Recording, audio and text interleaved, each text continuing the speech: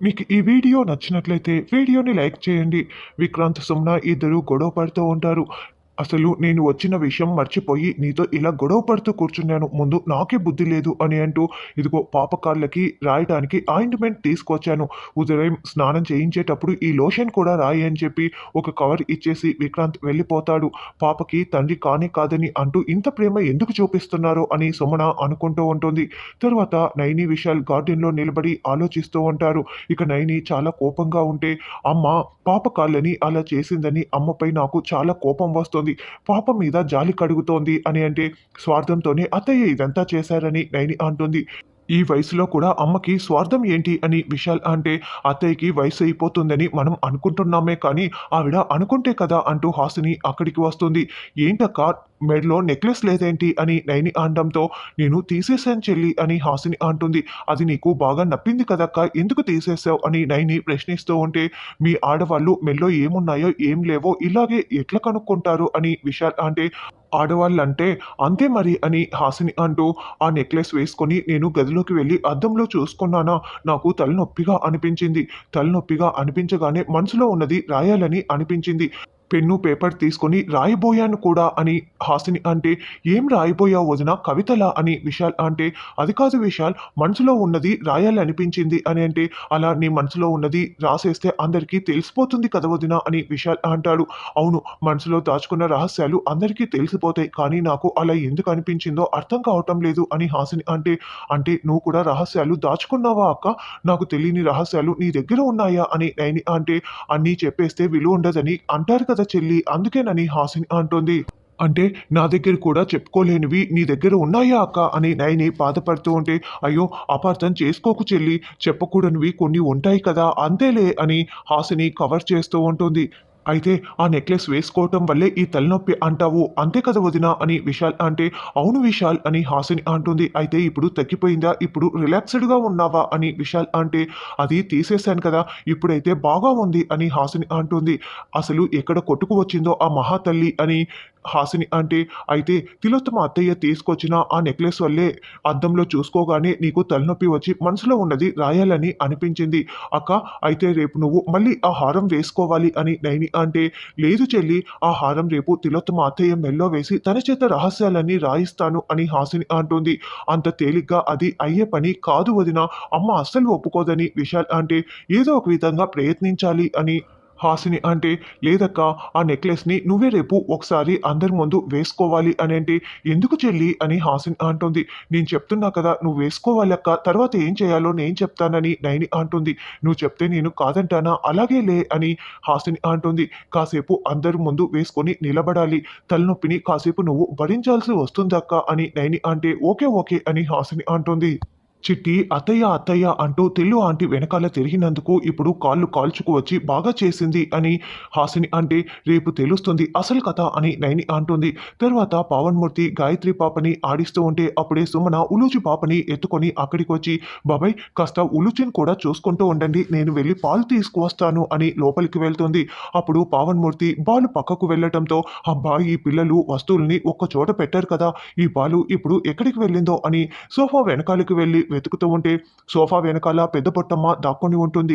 ఒక్కసారిగా పెద్ద పొట్టమ్మని చూసి టెన్షన్ పడిపోతూ, ఏంటి పెద్ద పొట్టమ్మ ఇక్కడ ఇలా నక్కి ఉన్నావు, ఉలూచిని ఎత్తుకెళ్ళడానికి వచ్చావా అని పావన్మూర్తి అంటే, లేదయ్యా, ఉలూచి కాళ్ళని నేను మళ్ళీ ఒకసారి పరీక్షగా చూడాలి, సుమన నన్ను చూస్తే నేరుగా ఎత్తుకోనివ్వదు కదా, తను లేని సమయం చూసి ఎత్తుకొని కాళ్ళని ఒకసారి పరీక్షగా చూసి వెళ్దామని అనుకున్నాను. ఇప్పుడు సుమన లోపలికి వెళ్ళింది కదా, నేను వచ్చి చూడనా అని అంటే, మా ఆవిడ హాసనమ్మ వస్తున్నారు, వాళ్ళు లేని సమయం, ఎవరూ లేని సమయం చూసి నేను నిన్ను పిలుస్తానులే, నువ్వు ఇక్కడే దాక్కో అని పావన్మూర్తి మళ్ళీ పిల్లల దగ్గరికి వస్తాడు. సుమనెక్కడా అని దురంధర హాసిని అడగడంతో, పాలు తీసుకురావటానికి వెళ్ళిందని పాము చెప్తాడు. అప్పుడే వల్లభ నైని వాళ్ళు కూడా అక్కడికి వచ్చేస్తారు. మమ్మీ నువ్వు ఇచ్చిన నెక్లెస్ అప్పుడే ఇది తీసేసింది చూసావా అని వల్లభ అంటే, అది వేసుకుంటే తనకి తల తిరుగుతోందంట, అద్దంలో చూసుకుంటే మనసులో ఉన్నవన్నీ కూడా రాయాలని అనిపించేస్తోందంట, అందుకే హాసిని వదిన తీసేసింది అని విశాల్ అంటే, ఇది చాలా విచిత్రంగా ఉందే, ఇప్పుడు దీన్ని మేము కూడా చూడొచ్చా అని దురంధర అంటుంది. చూడొచ్చు, అందుకే కదా నేను అద్దం, నైనేమో పెన్ను పేపర్ నెక్లెస్ పట్టుకు వచ్చామని విశాల్ అంటాడు. సోఫా వెనుక దాక్కుని వింటున్న పెద్ద పొట్టమ్మ, అయ్యో ఇప్పుడు ఆ నెక్లెస్ హాసిని వేసుకుంటే గాయత్రి పాపే గాయత్రి దేవమ్మ అన్న విషయం రాసేస్తుంది కదా, అప్పుడు ఆ విషయం ఆ నిజం అందరికీ తెలిసిపోతుంది. ఏంటి ఏమీ తెలియనట్లు వీళ్ళు ఇలా చేస్తున్నాడు విశాల్ బాబు అని మనసులో టెన్షన్ పడుతూ ఉంటుంది. మమ్మీ చూసావా, నువ్వు ఇచ్చిన నెక్లెస్ అలాంటిది ఇలాంటిది అని నిరూపించటానికి వీళ్ళు ఏమేం మాట్లాడుతున్నారో అని వల్లభ అంటాడు. ఒకసారి చేసి చూస్తే ఏది నిజమో ఏది అబద్ధమో తేలిపోతుంది కదా బావగారు అని నైని అంటుంది. హాసనక్క, నువ్వు ఆ నెక్లెస్ వేసుకోగానే మళ్ళీ తలనొప్పి వచ్చిందనుకో, ఈసారి ఆ నెక్లెస్ని నాకు ఇచ్చేసేయి, నేను ఉంచుకుంటాను అని సుమ్న అంటే, నువ్వు ముందు ఉలూచికి పాలు తాగించు, నీకెప్పుడు ఇలాంటి వాటి మీదే దృష్టి ఎక్కువ అన్న విషయం నాకు తెలుసులే అని విక్రాంత్ అరుస్తూ ఉంటాడు. మీకెప్పుడు నా మీదే కదా దృష్టి అని సుమన ఉలూచికి పాలు తాగిస్తూ ఉంటుంది. అప్పుడే హాసిని మెల్లో నైని ఆ నెక్లెస్ని వేస్తుంది. తింగరి హాసిని, నీ మనసులో ఉన్న రహస్యాన్ని నేను కనిపెట్టడానికే ఇలా చేస్తున్నాను, ఈరోజు ఖచ్చితంగా బయటపడిపోతుంది అని తిలోత్తమ మనసులో సంతోషపడుతూ ఉంటుంది. అలా నెక్లెస్ వేసుకోగానే, ఇదిగో వదిన అద్దంలో చూడు అని విశాల్ అద్దం పట్టుకొని నిలబడి ఉంటే, అప్పుడు హాసిని చూసుకుంటూ ఉంటుంది. వెంటనే తల తిరగటం మొదలైపోతుంది. హాసనమ్మ, జన్మ రహస్యం మాత్రం రాయకు అని పావన్మూర్తి అంటే, జన్మ రహస్యమా ఏంటని దురంధర అంటుంది. ఏదో నాలుగుకి వచ్చింది మాట్లాడాను లేవే అని పాము కవర్ చేసేస్తాడు. నిజంగానే హాసనక్కకి తల తిరుగుతోంది అని సుమన అంటుంది. పెన్ను పేపర్ ఇవ్వండి అని హాసిని రాస్తూ ఉంటుంది. అయ్యో గాయత్రి పాపే మా అమ్మ గాయత్రీ దేవి అన్న విషయాన్ని బయట పెట్టడానికే తిలోత్తమమ్మ ఇలాంటి ప్లాన్ వేసినట్లు ఉంది. నేను ఇది ముందే పసిగట్టక అనవసరంగా ఈ ప్లాన్కి ఓకే అని చెప్పానే. అయ్యో నా కొంప ముంచుతున్నావు కదా వదినా, ఇప్పుడు నువ్వు నిజం రాసేస్తున్నావే అని విశాల్ ఇప్పుడు గుర్తుకు తెచ్చుకొని టెన్షన్ పడుతూ బాధపడుతూ ఉంటాడు. అప్పుడే హాసిని పెన్తో ఆ పేపర్ మీద, ప్రియాతి ప్రియమైన నైని చెల్లికి, నీ అక్క హాసిని నీకు రాయినది, ఇన్నాళ్ళు గాయత్రీదేవి అత్తయ్య ఎక్కడ ఉన్నారో, నీ కడుపున పుట్టిన తొలి బిడ్డ ఎక్కడ ఉందో నువ్వు తెలియకుండా బాధపడుతున్నావు కదా, మన ఇంట్లో ఉన్న గాయత్రి పాప అంటే మీరు దత్తత తీసుకున్న గాయత్రి పాపే గాయత్రీదేవి అత్తయ్య అన్న విషయాన్ని ఇన్ని రోజులు నీకు చెప్పకుండా దాచిపెట్టాను. ఇదే నిజం, గాయత్రి పాపే గాయత్రీదేవి అత్తయ్య, ఈ నిజం ఇప్పుడు నీకు తెలియాలని ఇలా రాస్తున్నాను అని, ఇదిగో రాసేశాను తీసుకోండి అని హాసిని అంటుంది. ఏం రాసావు వదిన అని విశాల్ అంటే, ఏమో తెలీదు, మనసులో ఉన్నదైతే రాసేశాను, మీరే చూసి చదువుకోండి అని హాసిని కళ్ళు తిరిగి కింద పడిపోతూ ఉంటే, రా అక్క రా ఇక్కడ కూర్చో, వెంటనే ఆ నెక్లెస్ తీసేయాలి అని దురంధర నైని ఇద్దరూ కలిసి ఆ నెక్లెస్ని తీసేస్తారు. అయ్యో నైనికి తిలోత్తమకి ఈ విషయం తెలియకూడదు అనుకుంటే, ఈ హాసిని ఇలా రాసేసిందేంటి, ఇప్పుడు వీళ్ళు దొరికిపోతారు కదా అని పెద్దబొట్టమ్మ టెన్షన్ పడుతూ ఉంటుంది.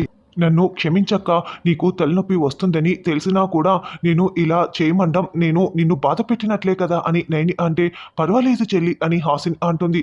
ఇప్పుడు బాగానే ఉంది కదక్క అని అంటే, ఇప్పుడు బాగానే ఉంది చెల్లి అని హాసిని అంటుంది. ఏది అందులో ఏం రాసిందో నేను చదువుతాను అని నైని తీసుకుంటూ ఉంటే, అంతకంటే ముందుగానే విశాల్ ఆ పేపర్ని చేతిలోకి తీసుకొని మొత్తం చదివేస్తాడు. అబ్బా చంపేశావు కదా వదిన, మొత్తం నిజం రాసేసావు, గాయత్రి పాపే మా అమ్మని రాసేసావు కదా అని విశాల్ టెన్షన్ పడుతూ ఉంటే, ఏంటి విశాల్ అలా స్మైల్ ఇస్తే మాకు ఎలా అర్థమవుతుంది, ఇలా ఇవ్వు నేను చదువుతాను అని తిలోత్తమ పేపర్ని లాక్కునేస్తుంది.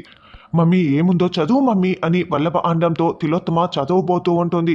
అప్పుడే సోఫా వెనుక దాక్కున్న పెద్ద పొట్టమ్మ కాస్త పాముగా మారిపోయి తిలోత్తమ మీదికి ఎగిరి పడుతుంది.